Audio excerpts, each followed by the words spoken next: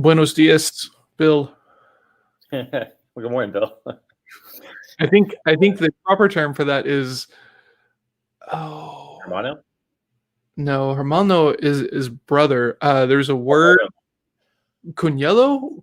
It's something close to that, I think. Okay. Because when I used to work in restaurants, the kitchen staff would always like call me by that label. I never knew what it meant. And then one time, this one guy was just laughing, and I said, "What?" And he goes, "You know what he's calling you?" I said, "I have no idea." And he's like, "Brother-in-law," and I was like, "Oh, okay, like that's cool." Yeah. And he goes, "He's talking about dating your sister, bro." Yeah. I was like, "Oh, am I supposed to be offended?" Okay.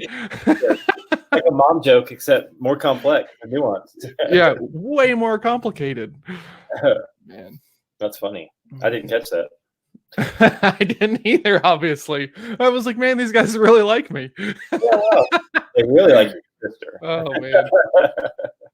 Man, what a way to start. I needed that. Good Lord. Wow.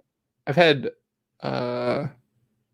maybe no walks this week, like in the morning. I've taken a couple walks in the afternoon, but just been wiped, and yeah. Then Wednesday happened, and man,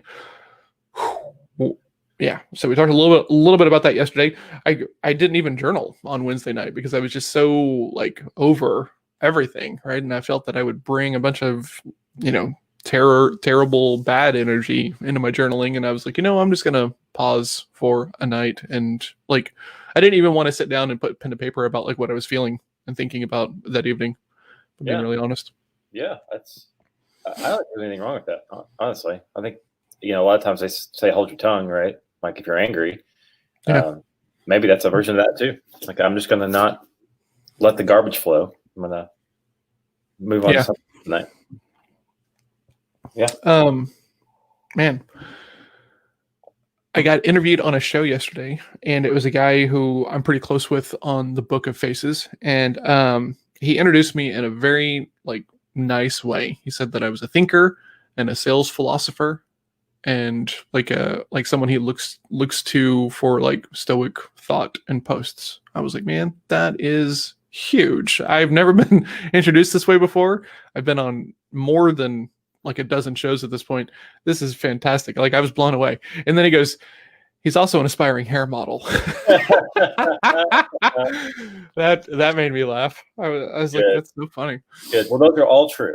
So I can attest to every single one of those. Yeah. I overthink everything. That's true. It's very true.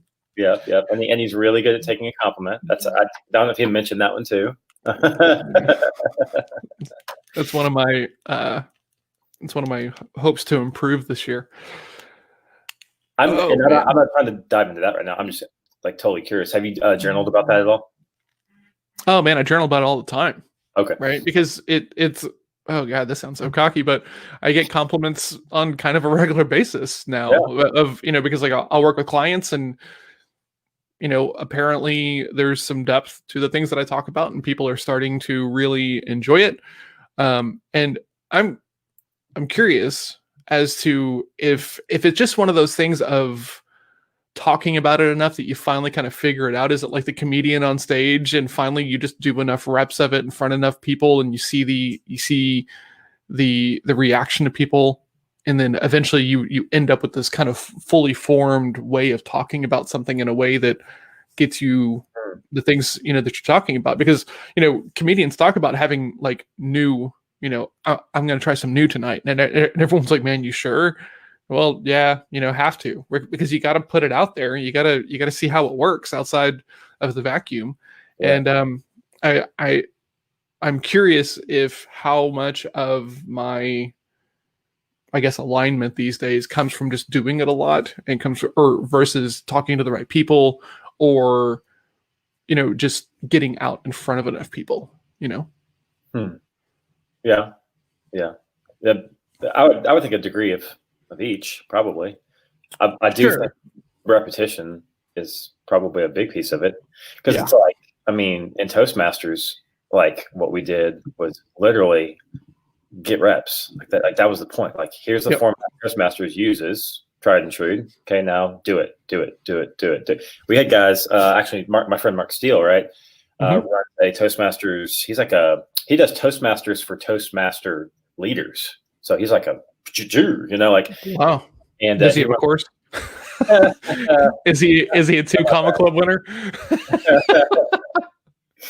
Not for Toastmasters, but he probably does for something else. But he said that when he got ready to do his TED Talk, he took his TED Talk to 7 Toastmaster clubs multiple times each. So he literally put in about 20 plus reps in front of Toastmaster audiences before he ever did his TED Talk.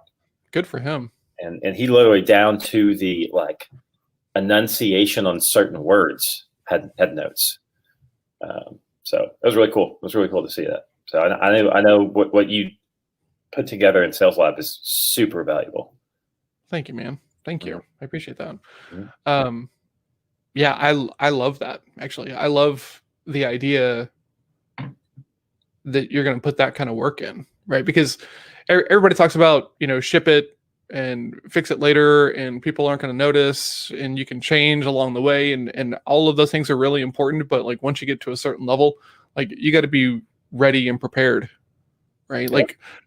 If you get on stage to do a TED Talk or a TEDx talk or something like this, and you butcher it, you're not getting probably another shot of that. Oh, no. So, so he said, so he actually went to he was trying to go to nationals, and so he won the city. He's from Chicago, so he won the city. And then he went to regionals, and you had to place in the top 3 in the regionals to go to holy state. Crap, this sounds like a UIL competition. Yeah, very similar. Holy crap, I had no idea. Yeah, it's very similar. Well, he made the UI, he made the regional, and then he didn't win state. But he said, I literally had people who were mentors of mine tell me from the time that I started to the time that I finished, I couldn't have won Chicago when I started. And when I got done with just practicing, he was top ranked in the state. That's the thing, man. Right? Crazy. That's such a huge difference. It is. Yeah. Yep.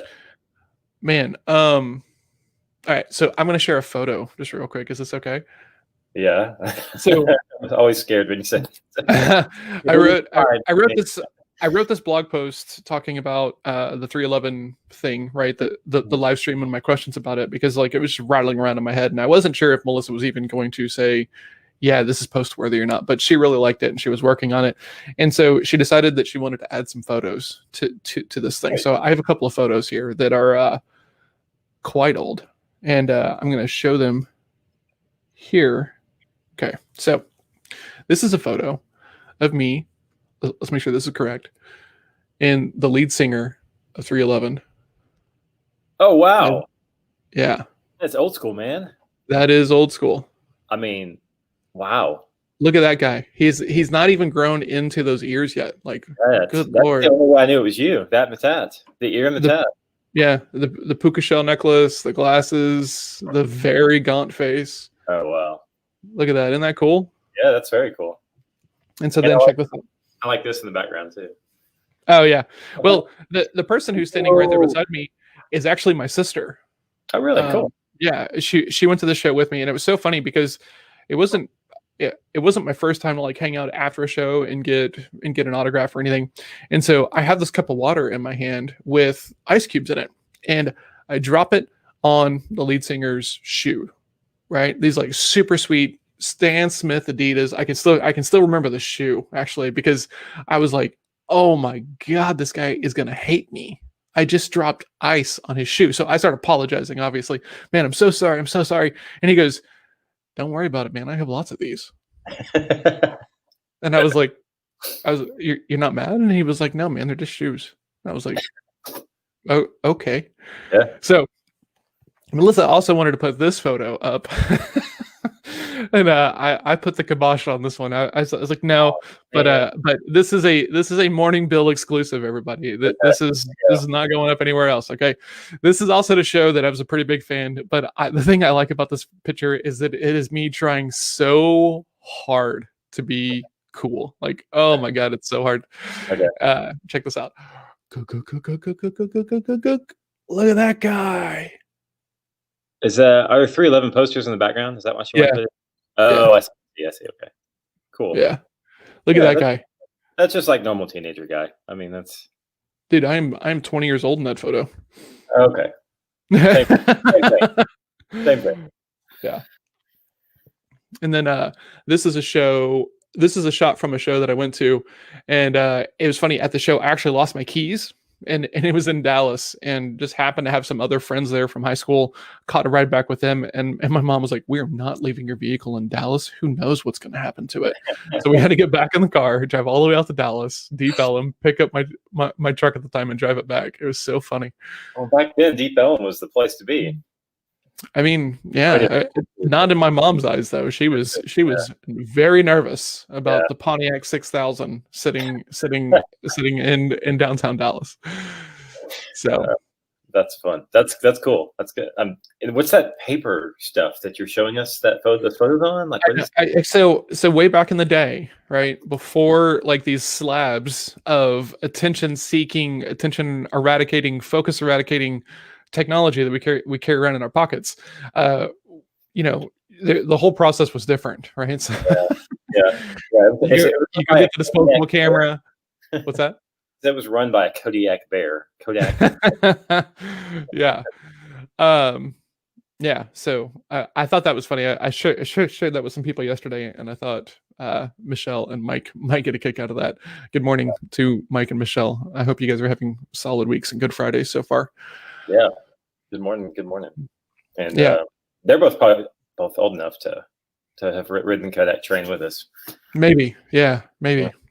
Yeah. In that photo, like I had my ears pierced and they're gauged out a little bit.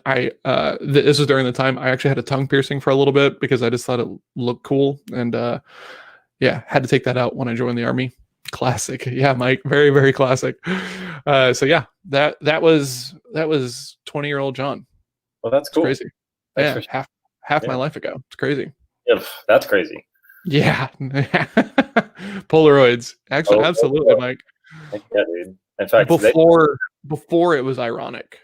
Yes. Yes. It's so cool that they sell them again now. You can actually go buy Polaroid cameras. Yeah. Mm-hmm. So with a subscription to the film thing, so that way you never run out and they print money on you. Yes. So yeah, that's good. That's funny. Yesterday we were talking about writing obituaries, and I was like, think about how much think back to yourself 10 years ago and how much has changed 10 years ago, right? Like if I look at my life 10 years ago, and I was trying to go places, but like, you know, if you have a plan, what you can do 10 years is amazing. Because oh my God, thinking what I was doing 10 years ago, that feels like a lifetime ago. So forget 20 years ago. Yeah. Yeah. It's weird. I love this one meme, and it's like 2007 feels like yesterday, but it's, 13 years ago. Yeah. I felt that way about like the late 90s, early 2000s until the last couple of years. Like someone would be like, back in 99, 2000, I'm like, oh yeah, that was, like 5 years ago, something like that. That? Like Avatar just came out like 5 years ago, right? Oh, yeah. So that was, got it. Cool. Yeah, man. How was yesterday? Exhausting. Because not only did I have the 4-hour workshop I had beforehand, we had a business coach meetup with the larger group at 10 o'clock, where we did some strategizing for booking coaching clients. So kind of a workshop mastermindy thing. And so that was, when you're thinking through that stuff, that's always a little bit taxing. And then to jump in, go through a 4-hour workshop that you lead. Oh yeah, man. So yeah, I was taxed when I got home. But I'm good. I'm good today. It took everything out of me yesterday. Yeah, I can. We had 9 total. So had good turnout, and man, that workshop's amazing. Every time we do it, it's people just like stuff flows out of their head. It's amazing to see what happens. Really, that's really cool. Really awesome. I love doing it.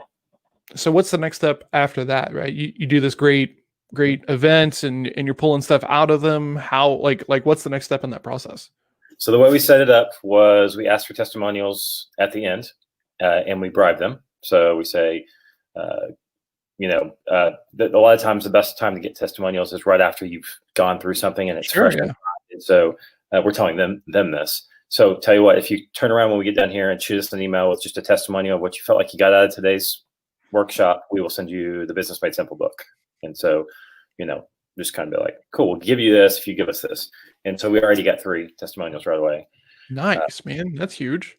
Yeah, that was super cool. And then so what we're doing is we told them we'd be following up individually one by one. So what we're going to be doing is we're going to give them 6-7 days, let them process the information, because they obviously had a lot of stuff from this workbook that they have to go through, and they're going to get an email in 2 days anyway, just thanking them and stuff like that. But then a week from now, they're going to get individual phone calls, and we're going to walk back through a couple of things, make it like a 10 or 20-minute phone call.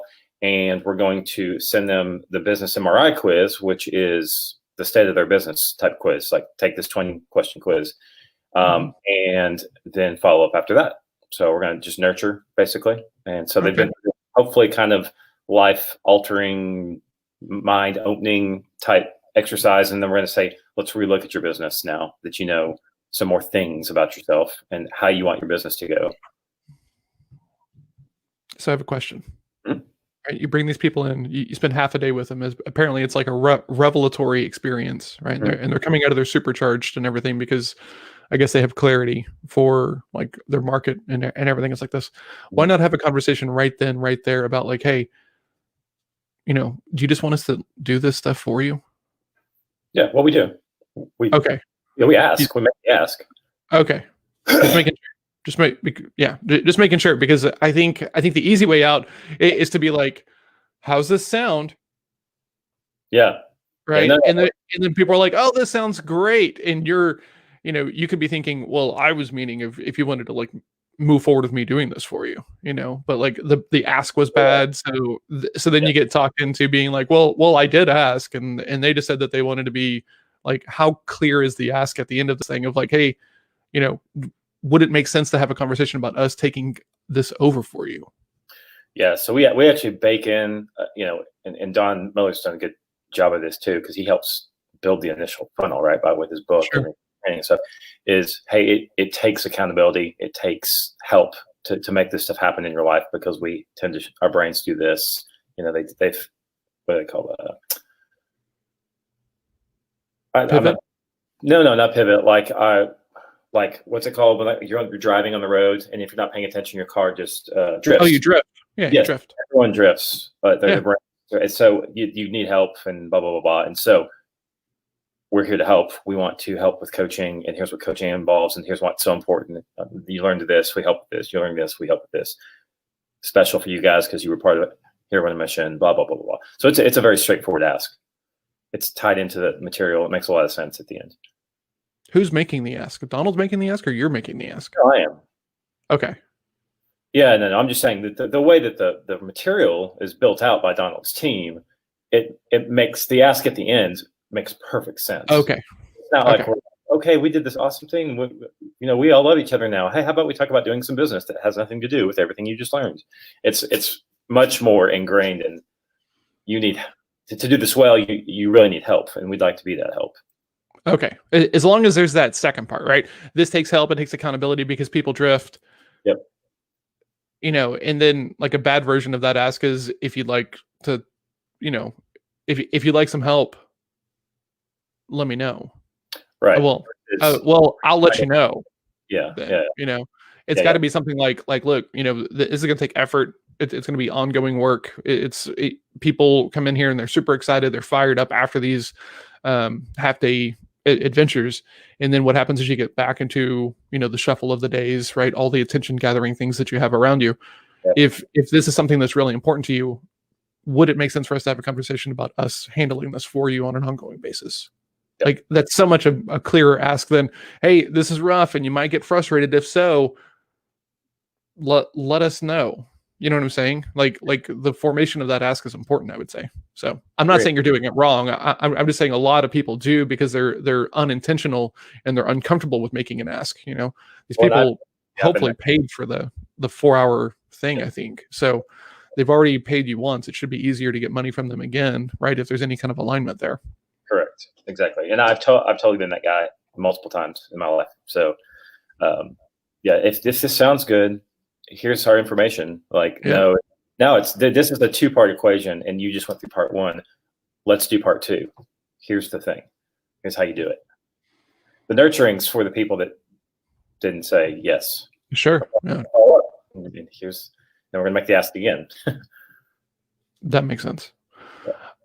I saw an interesting Noah Kagan Instagram thing, right? And so he has the Sumo Marketplace, which is a place to kind of share products, guides, courses, books, and stuff like this. And so apparently it's blown up a little bit. We're going to put a version of the Sherpa course up in there, I think today. And he's starting to give out a plaque, right? There is a thing on his Instagram story about a plaque for like killing it on the Sumo Marketplace. And I'm curious if it's like a 2 Comma Club play kind of thing. I was thinking of YouTube, because you get those plaques when you reach certain milestones, and everybody kind of has them hang them on YouTube in the background. They have the 5 million, the 10 million. I guess I don't follow anybody who's that big, so no, I've not seen those. Yeah, YouTube's been there forever. Man, everybody's got a plaque, I guess. Because I thought that was a ClickFunnels thing, and then whenever I found out that like he charges you for the plaque, which I just think is like the height of absurdity, because he's going to tell you, well, this is going to help you market, so there's value here, so shouldn't you pay for it? That was kind of that's the whole thing over there. Yeah, so YouTube does the exact same thing. They charge you for it. Do they really? They have gold versions, like when you reach certain, and they have platinum, and like the metal matches and stuff. And it's like it used to be before things got really contentious between creators and YouTube a couple years back. It used to be like a point of pride. So that is that is the thing. You're absolutely willing to pay for it, because like I have one of these. Did you? So it's like an NBA, right? A lot of people like put NBA. Well, I mean, I'm not like paying on an NBA, but you pay for that. I get that, but like the NBA is hopefully teaching you enough about like business in general that it opens up other opportunities. It's not a piece of just wall art that hopefully you can capture in your marketing in a way that doesn't come off as too braggy and too pretentious, so that way it actually works in your favor. Yeah. I don't know. I just think that's interesting.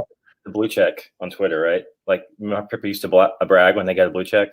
Yeah, and now there's one on the gram, right? You can have that blue check on the gram too. Yeah. Good morning, Levi. And there's a service to get that done, right? Like I get pitched for it all the time, right? Hey, do you want to have that blue check mark? Yeah. And I'm like, well, I don't even know. Is it important? Right. He's like, yeah, super important. Okay, why? Well, because it helps you grow. I'm like, okay, cool. How much does this service cost? $5,000 is what I've been quoted for this service. Are you kidding? No, I'm not. It's ludicrous. I was waiting for you to say 500. I did not expect 5,000 to come out of your mouth. No, $5,000 is what this guy is charging. Well, it used to only be like a celeb type thing. Yeah. Or like really, really big influencer now. Now, if you have a following big enough, you can get a check mark. It's not like exclusive anymore. Yeah, absolutely. That's insane. That's insane. $5,000. I because you get these pitches all the time.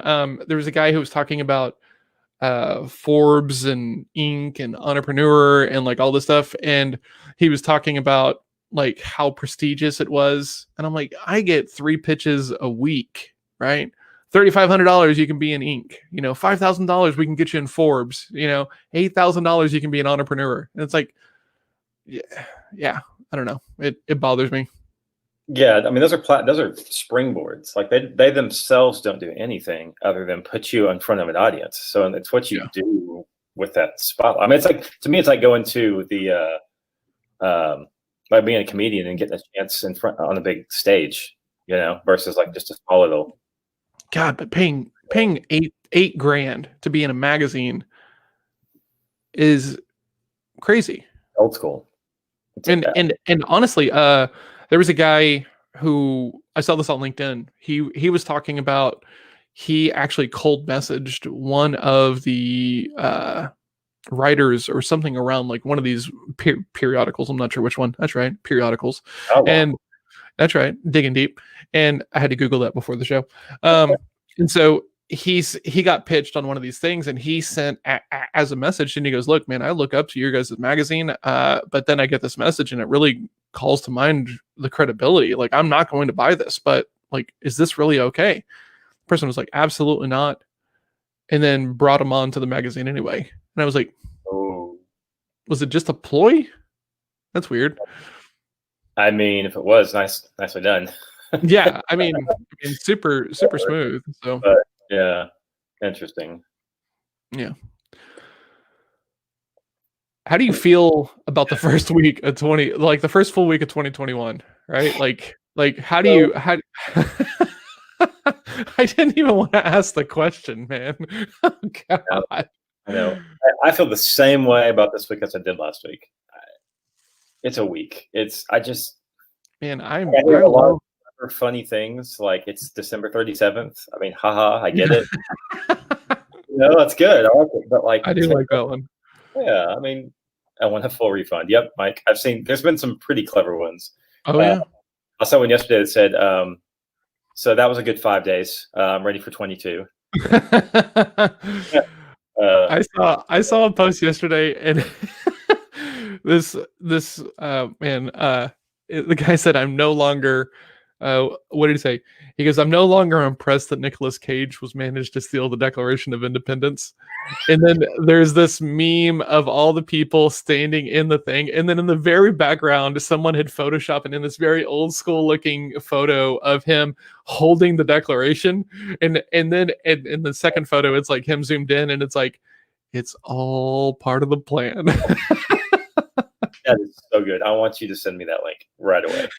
Yeah, I need that. So good. That's one of my closet movies that I will watch anytime it's on. National Treasure. Really? I don't know. Man. I don't I'm not in love with them, but they're just so rewatchable for me. I don't know why, but that's amazing. That's what I've heard so far. So funny. Yeah, I just don't you and I both. Okay, so there's the top. Yes, it's all just a distraction. You can see him way over here on this side, because then hold on. Okay, yeah. Okay. Yes, I love it. Yes, send me that screenshot. So funny. Yeah. You and I talk about mindset so much that I just don't like sitting in. Man, no, I know. I would. God, I'm not into that. We talked yesterday, and for the rest of the day, I was blown away by how, detached you were from all of it, and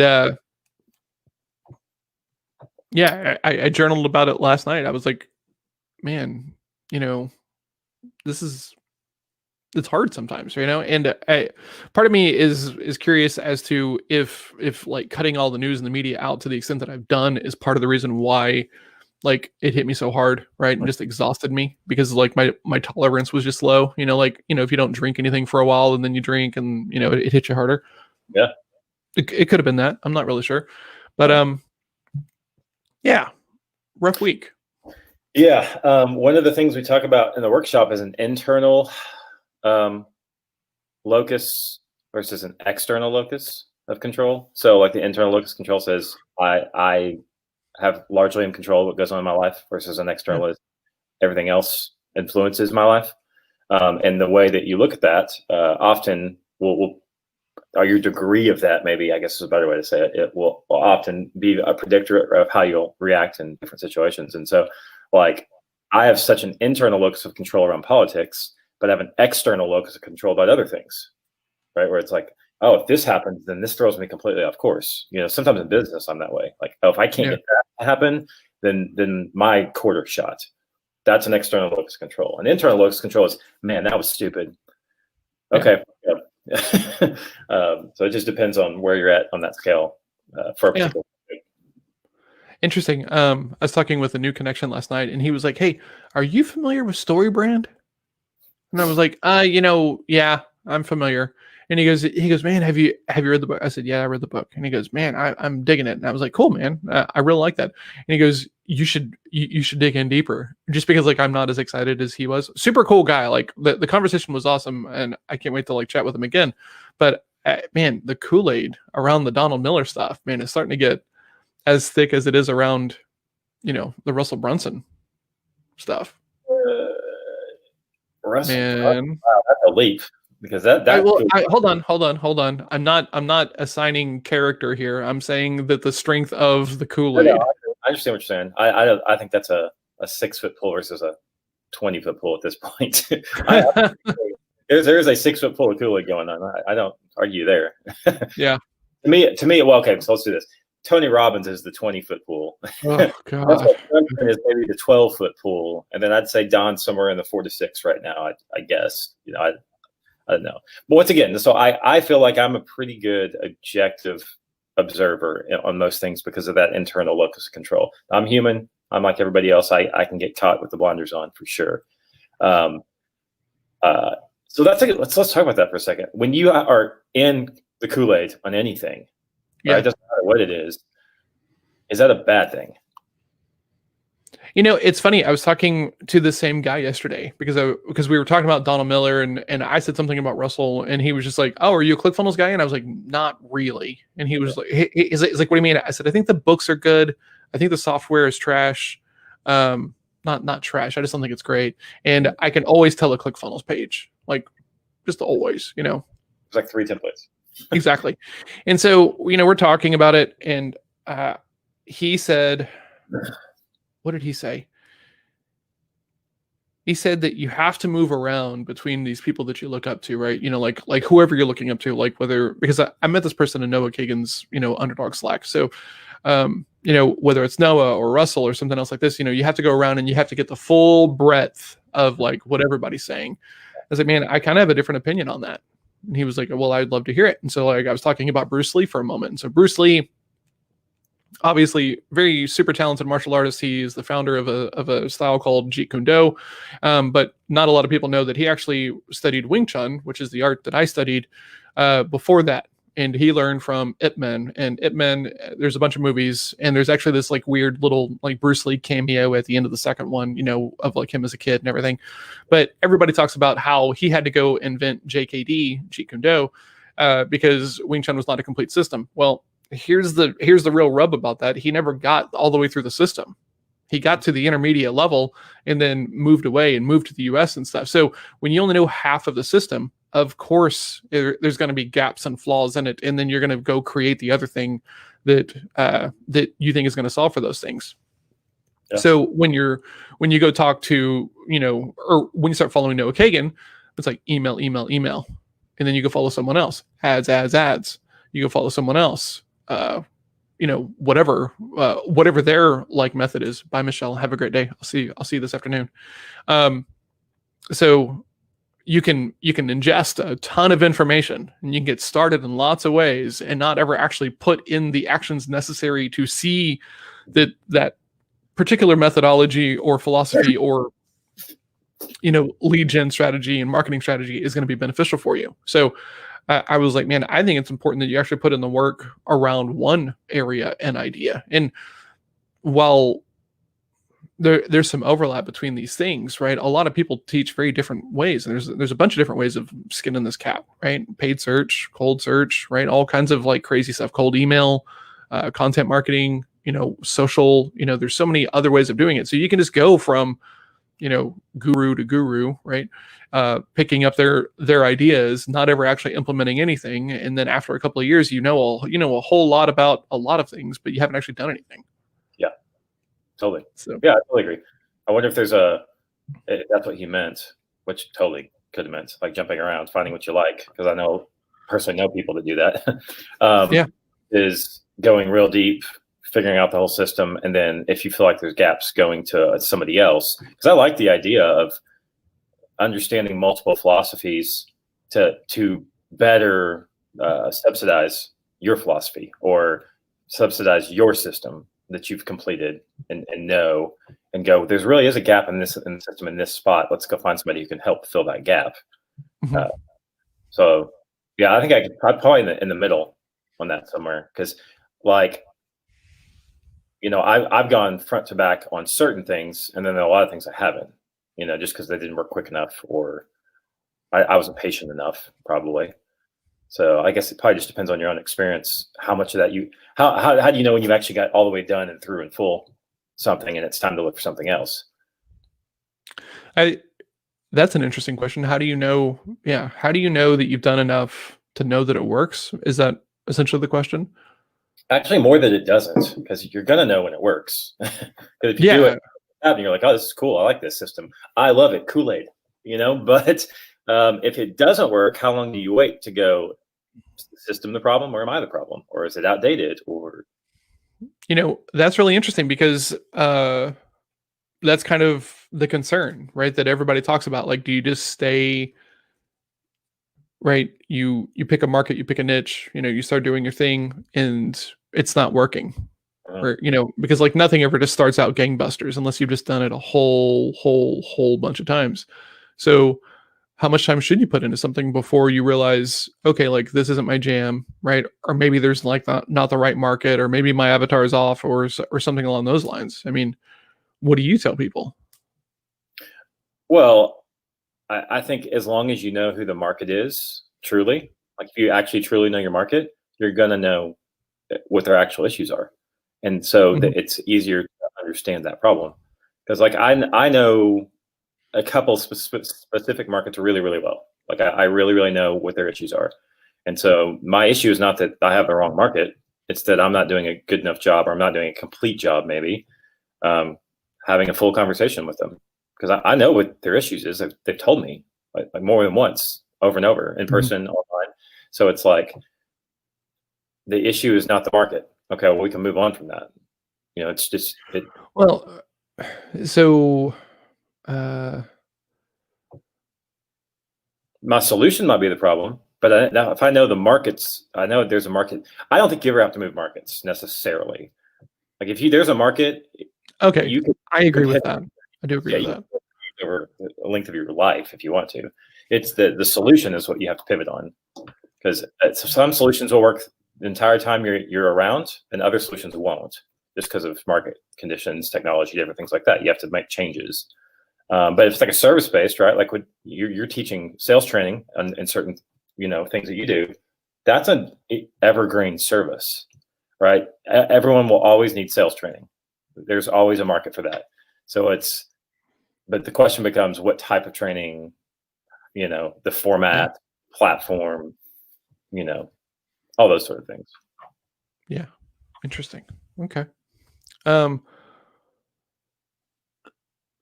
I have more questions about that, but I don't think I'm ready to say them out loud yet because I think they're going to be very muddled, and we'll just end up more confused, or I'll be more confused than I am thinking about it right now. Yeah. Well, let's circle back to the Kool-Aid. Is it okay to drink Kool-Aid? I mean, I think you have to on some point, right? Like if you find someone who you think is doing something cool, but the whole time you're skeptical, does this really work? You're not fully buying in, and you're not really putting yourself on a spot to where like it could really work, right? You could be sabotaging it, Mhm. without even really realizing it. Oh yeah, email marketing doesn't work because I email my list once every other year. Well, yeah, it's not working.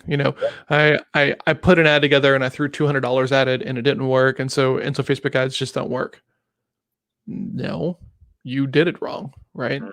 So I think on some level you have to buy in. I just think you have to be wary of this, right? And I think uh, it happens in martial arts a lot, right? Like the tribe kind of gets a little too thick, and people leave, and then it also happens in these communities. You've been doing it for so long, and then like you have like either your own take, and that makes the, oh, you're trying to be this, no, you got to go, and stuff like that. Mhm. So I think you have to. I think it's necessary. I think you have to be aware that it's happening, though, which is hard to do. Would you say there's a difference between commitment and Kool-Aid then? Oh, that's a really good question, actually. Yeah, I would say there's a difference, but I I'm this guy and I find stuff and I can't shut up about it.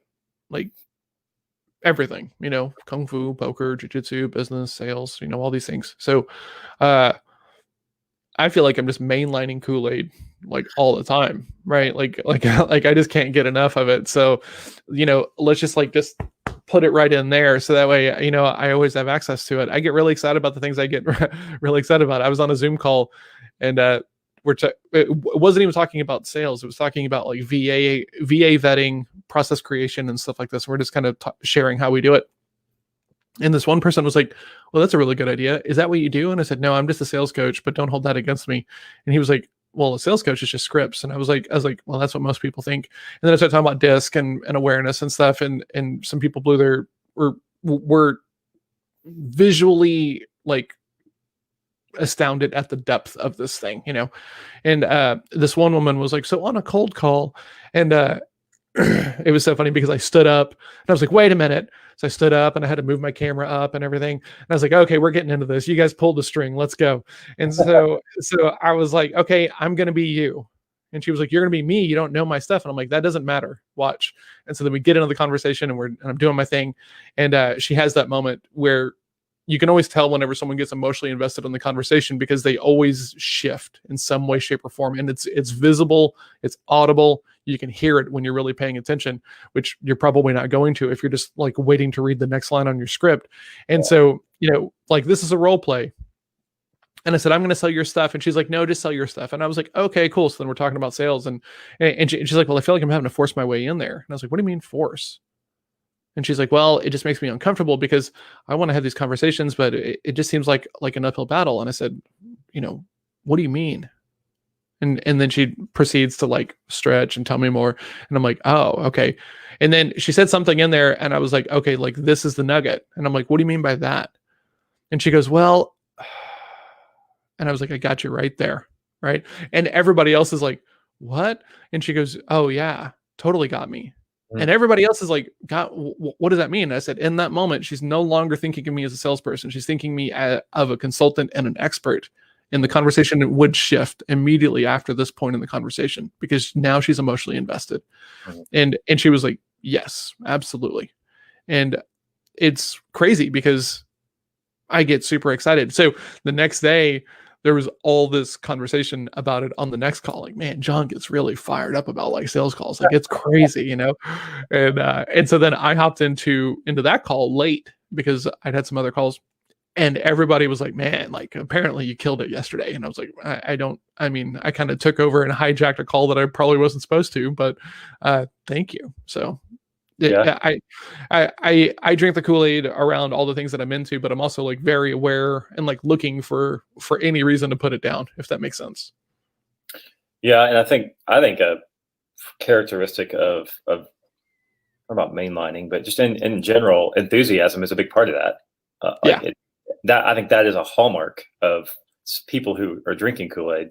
But I don't know if it's the same, because like there's also a level of, I think of drinking Kool-Aid as a negative term, like I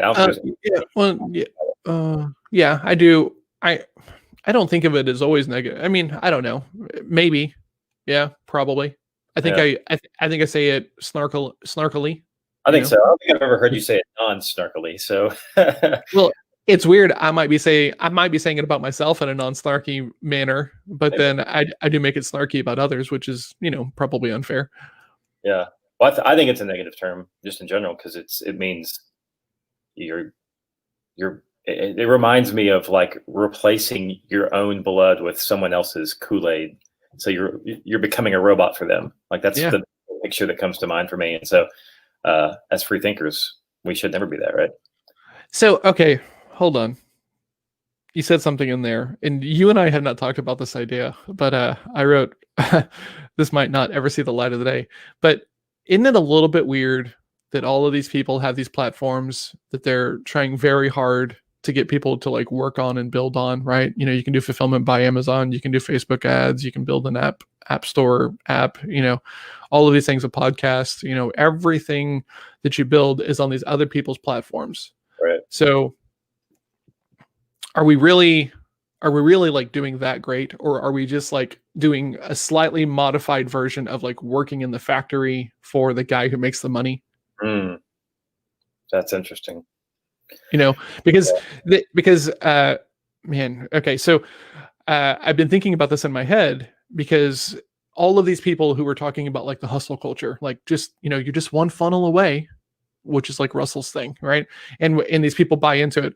This guy made this post where he's like essentially shaming everybody on New Year's Day. He goes, are you even an entrepreneur if you're not working on New Year's Day? And I'm like, are you just trying to like make yourself feel good? Or are you just trying to shame people who want to like have the day off?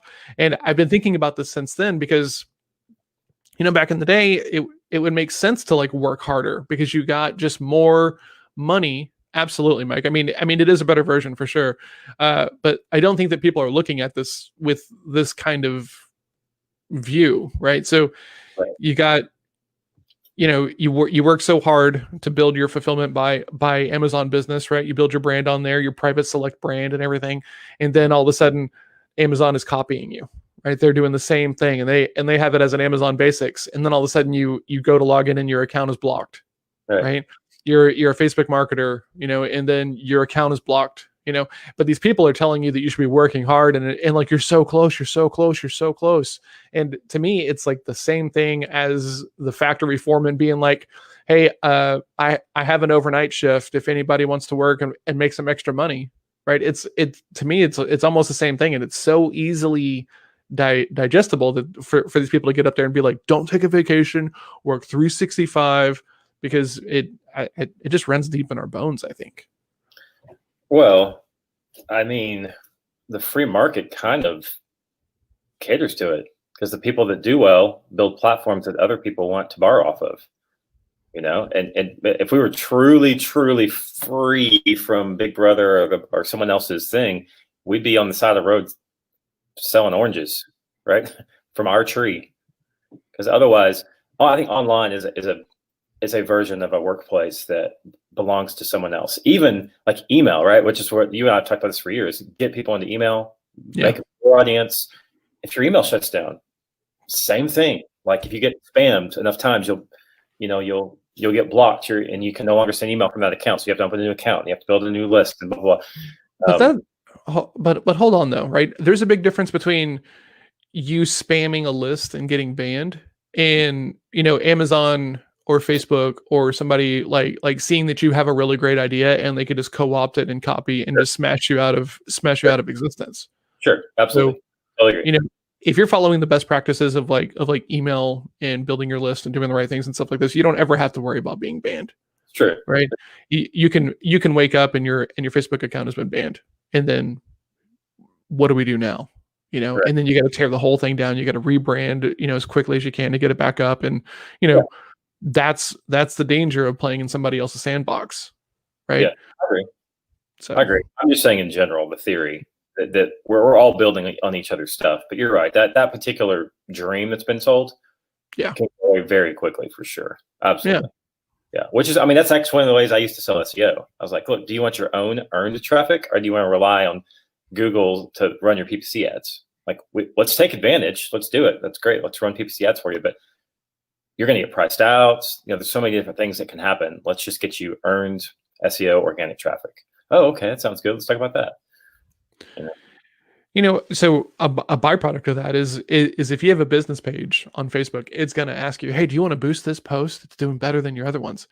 Like this might have changed, but everybody I talk to says if they're asking you to boost a post, don't, because it's not going to do anything at all.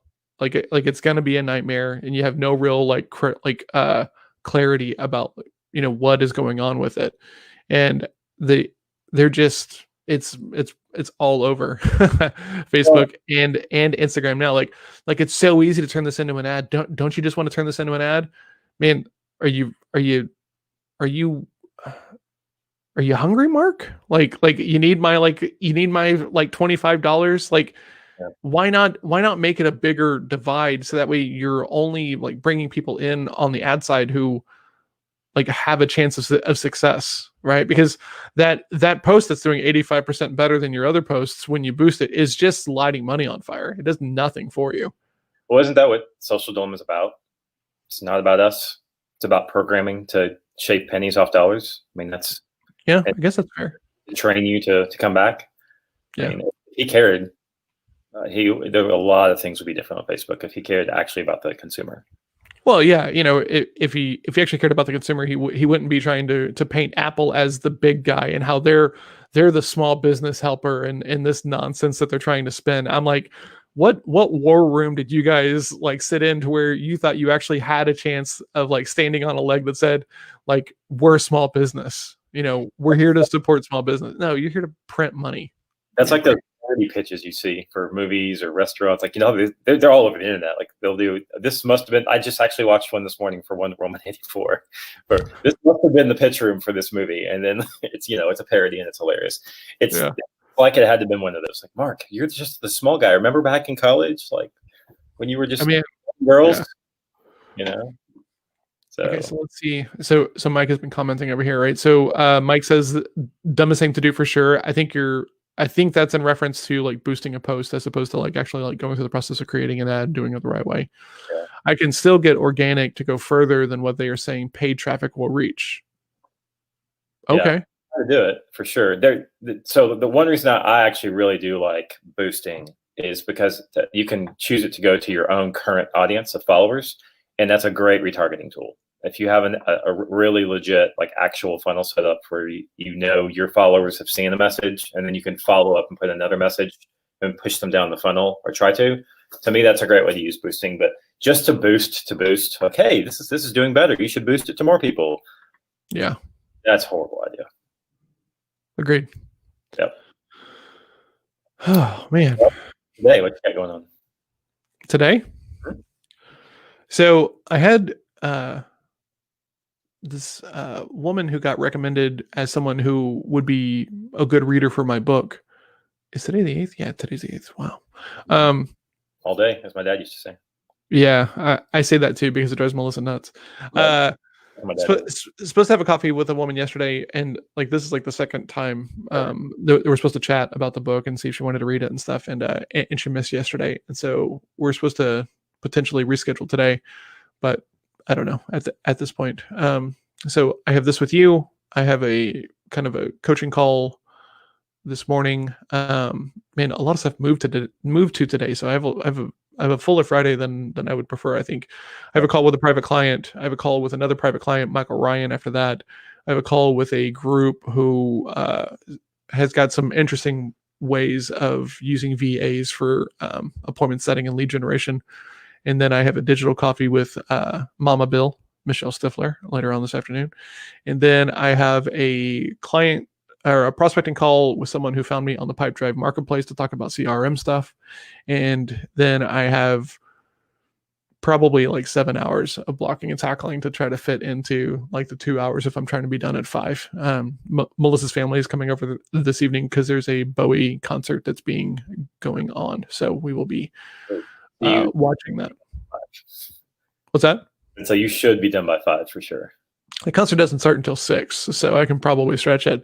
But like this week has been it's so funny how much the routine helps build the day, right? Because like this week I've not been great about going on walks in the morning. I've not been great about like forcing myself to listen to like the Stoic letters and doing my like actual routine, listening to an audiobook and stuff. And like the mindset is a little scattered and kind of like all over the place.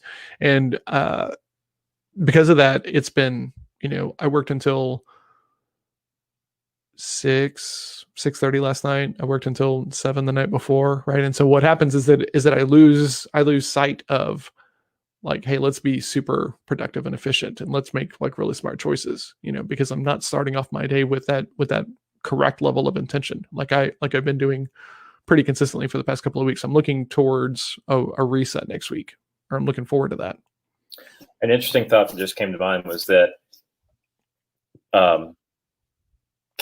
do we blame our lack of habit completion for other areas? So like I when you said I work till 6 and it's because my habits aren't dialed in.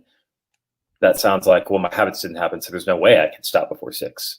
I'm not saying that's what you're saying, but like that's an interesting thought project to go, can I, even if I wasn't doing my habits as consistent as I know I should be doing, could I still stop? Or am I so reliant on my habits, which is a good thing, you think, Yeah. but then are you trying to create habits to run your life? Or are you trying to build a mindset that comes from the habits where you still make the decision because you're mentally strong? That feels like like a deeper Giotto question to me. Like you're not going for the habits, you're going for the mindset it builds, right? I think it's a mixed bag. I think it's 6 of one and half a dozen of another, you know. I love the fact that I can wake up and be, man, I'm a diva when I first wake up. I'm going to be really honest about it. I'm not like a fun person to be around whenever I'm like first waking up, or if I'm napping and you try to wake me up. Oh man, you're getting the full brunt of sleepy John, which is not fantastic. So I love the idea that I can wake up and be in just like a pure crap mood. I put on my headphones, I start my walk, I listen to the songs, I listen to the philosophy, and then I listen to a book, and then somewhere along the way, I'm excited, I'm jacked, I'm fired up for the day. I don't really want to lose that. Like I don't want to lose that as a thing that helps me get into the mindset, even if I'm not there. So my concern about like just focus on the mindset that comes from it. Like I think the rituals are important, like super important. Yeah. So I don't know if that answers your question or not. Yeah, well, I think it's a big, deep well to go down. So I was just going to initial response what it would be, because totally agree. I mean, like I think you have to have the rituals and the habits. Just had more of a nuanced, interesting thought. But what would happen if, not that it's ever possible, but what would happen if you could stop the habits altogether and still have the mindset? Is that even possible? Which probably not. But I was just trying to separate. I don't think so. I don't think so. Right? Because like I think about I've seen a lot of people who have worked with some of the same coaches that I have, and then they go off and they don't continue the work. They don't continue to like practice and hone and stuff like this. And then I'll see them in a networking group, and they have completely reverted back to like old school, terrible 30-second commercials, right? My name is Ben and I work for this company and we're the best because we've been around since 1850 and blah, blah, blah, blah, blah. Once again, that's Ben from company X. They got to say it again at the end because no one was paying attention throughout the whole thing. And what's that? I should teach that too. Yeah. Terrible. Standard like BNI format. And they're like, make sure and say your name at the end because they probably weren't listening. Yeah. Oh God. That's what you're teaching. Yeah. I'm going to pass on that subscription. Thanks. Yeah, exactly. So I think these days I think of pretty much everything as a skill, right? And skills deteriorate whenever you're not putting in the work to keep them like sharp. So whether that's jujitsu or whether that's kung fu, because sure, would I be able to use kung fu against like the average person? Absolutely. Would I be able to use kung fu at the same level that I was whenever I was in that school? No. Right. And I can tell myself, hey, it hasn't been that long, right? Because like this is what we do as humans. It hasn't been that long. It hasn't been that long. I'm still pretty good. I'm still pretty good. And then all of a sudden it's been a decade, right? It hasn't been a decade for me. It's been, 2.5 years at this point since I was like training full time in Kung Fu. But it's folly to think that I would perform at the level that I was whenever I was doing it all the time. Right. So if it's a skill, it diminishes. And I think that mindset is a skill as well. I don't think that most people, if you take away the routines and the practices and everything that help them get there and you remove that stuff from their life completely, I just don't think that most people would have the ability to stay in that kind of vein. I agree. Cool. So we got to go because we got to end this thing before an hour for our restream. So thanks so much to Mike for hanging out with us and, jumping into the conversation. It's always nice, and you're a super smart dude. So thank you. Thanks to Michelle. Thank you to Levi. And you guys all go out and have very fantastic endings to your week. And we will see everybody next week.